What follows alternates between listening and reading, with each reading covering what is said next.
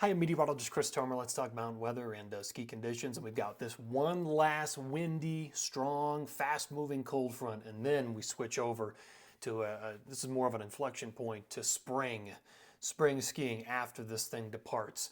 So Jackson Hole, it's been windy, it's been snowing. I was looking at some of the wind gusts up at the top there, rendezvous at 10,500, and it's been touching 80, 85 mile an hour at times. So there's a lot of wind. There's been a lot of wind through Big Sky, and as this whole front's coming south, let me show you what is on tap for this thing. So we'll go into the analysis, the whole front.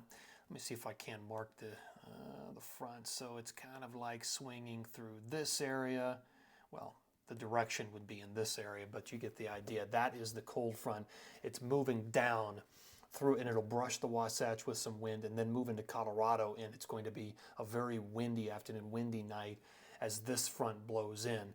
So that front is on the diagonal and it's moving in this direction. So it's moving down towards the southeast, south and southeast into Utah and into Colorado. So that's the front. Let me see if I can take in just a little bit closer here.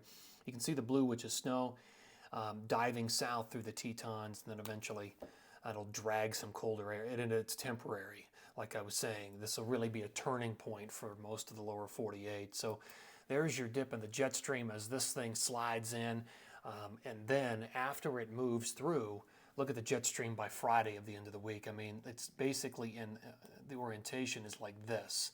So it's locking all the cold air up into Canada. It's locking all the stormy weather up into the Canada, the Pacific Northwest, British Columbia, and the lower 48 down here. Yeah, there's just not much here. After this storm goes through, high pressure will build in, and there's not a lot of action. The temperatures are going to start to warm up significantly across the lower 48. Spring weather, spring skiing will certainly be in full swing all the way into this upcoming weekend. All right, so let's look at the future radar and the satellite. Blue on this is snow. Watch it dive south.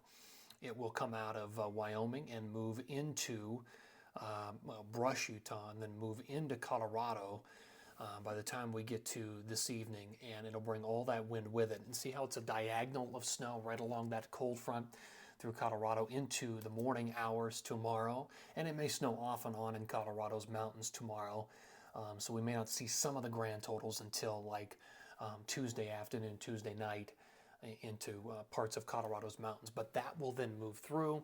Now watch behind it after the storm exits, and even look at Utah, Nevada, Idaho. High pressure really building in here by Wednesday morning, and anything left over in Colorado, it's all residual.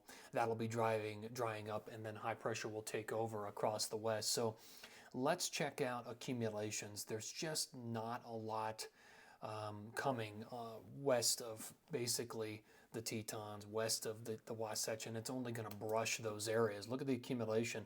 I mean, you might pick up an inch or two, I think, in Alta Snowbird or the high Uintas, but this thing is just making a beeline for Colorado.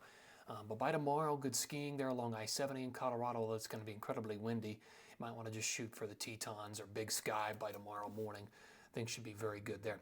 So the grand totals by late Tuesday into Wednesday morning, yeah, we may add a little bit more there across I-70 down into the southern mountains of Colorado, but okay, by this point, the front is really moving away, and I'm going to run this animation all the way through the end of the week and into Saturday morning, and notice there is just not a lot there.